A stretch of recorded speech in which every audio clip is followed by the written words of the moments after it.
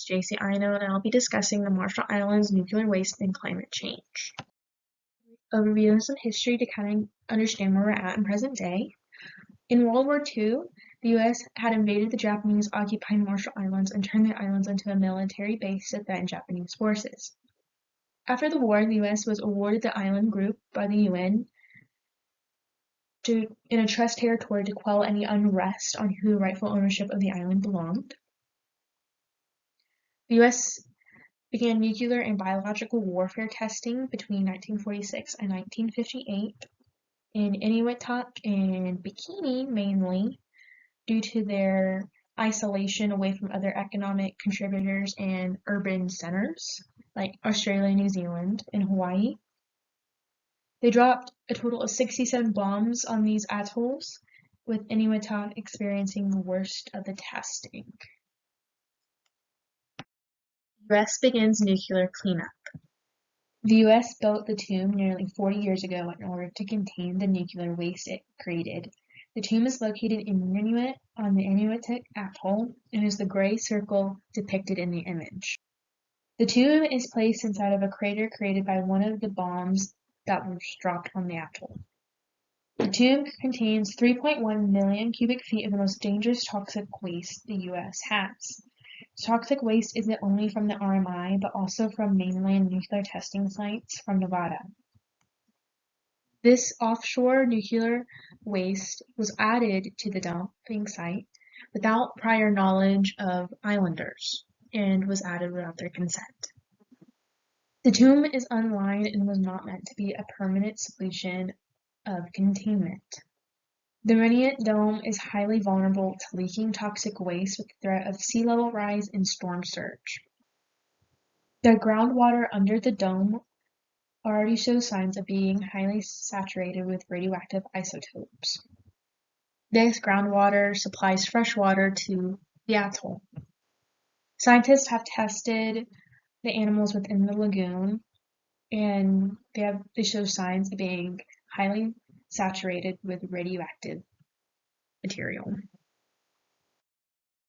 On this slide, I'll be discussing nuclear waste and impacts on health. The National Institute of Cancer credits nuclear testing and waste to the 55% increase of cancer in the northern atolls. On the slide, I have a chart just labeling all of the cancers that are experienced on the Marshallese Islands. Not only is nuclear waste from the tomb contaminating the water and vegetation on the atolls, but the major urban centers, being Kwajalein and Ibai, are also leaking dangerous chemicals called PCPs into lagoons that support their large populations with food and water. These PCPs are dangerous and highly toxic chemicals that are being emitted from the military bases on their shores. Between the years 2008 and 2014, the fish within these lagoons have tested unsafe for human consumption. With damaged ecosystems from the major urban areas of Kwajalein and Ibai, and the northern atolls being damaged from nuclear waste, has rendered the Marshallese Islands unable to care and provide enough food for their population. This has crippled their economy and has made them reliant on foreign imports from the U.S. to supply food. This food is the main source of the high obesity and diabetes rates within the country. And below I have a diagram listing all the information about the high obesity rates and diabetes in the country. I'll be taking a shift from nuclear waste to climate change. To begin, the wet season supplies the majority of fresh water to the RMI. However, there has been a change in weather patterns. This change is called El Nino, and this phenomenon occurs when the surface water in the equator Pacific region becomes warmer than average and east winds blow weaker than normal. This weather pattern is a recurring phenomenon and happens every 3 to 5 years. However, I'll discuss in more detail my second point. The contamination of the freshwater reserves on the islands has made it near impossible to endure the drought that this weather pattern brings.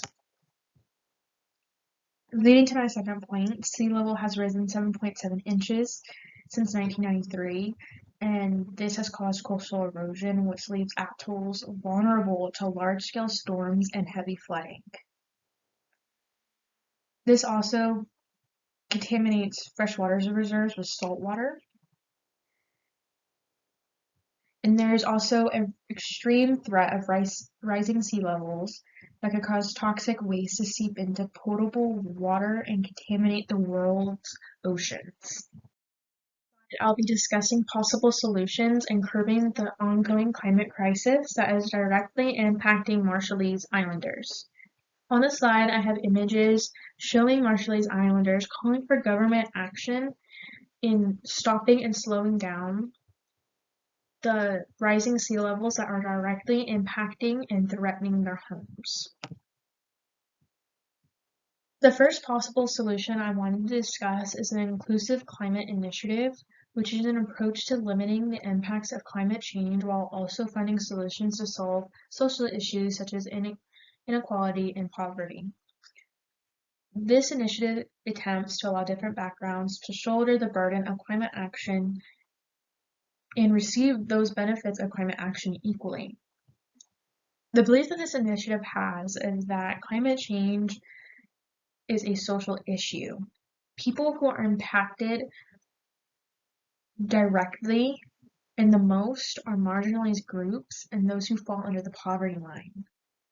They say that climate action and inequality are hand in hand. They influence one another. In order to solve one, you must solve the other. These policies made under this initiative are alongside leaders of marginalized groups to find the best solution in aiding their communities. I believe this initiative is one of the best possible solutions to the ongoing crisis in the Marshall Islands, as it would not only help the impacts of sea level rise, but also address the poverty issues that plague the island.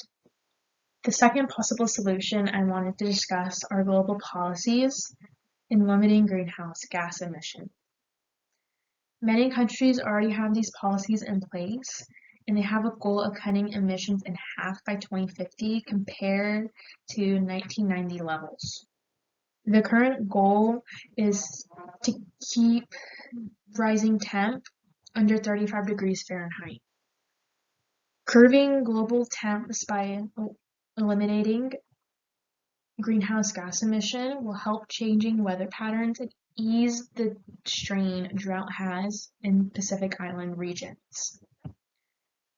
The third possible solution are living shorelines, which are a method for coastal cities or islands to combat coastal erosion from rising sea levels.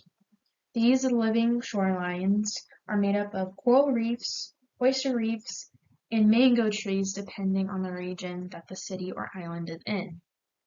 These living shorelines help dissipate wave energy that causes major flooding from storm surges. The final solution I wanted to discuss is directly addressing nuclear waste.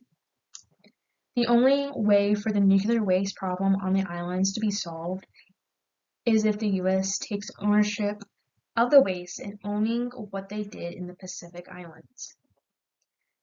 The U.S. government is actively taking out their history and their part that they played in the Marshall Islands out of U.S. textbooks, while also downplaying how harmful and toxic the waste actually is in the Marshall Islands.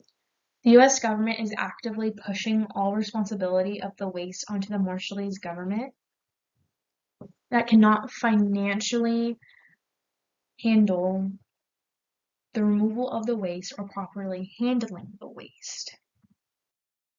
These slides are my work cited with the references that I used in educating myself in the ongoing crisis that plagued the Marshallese Islands.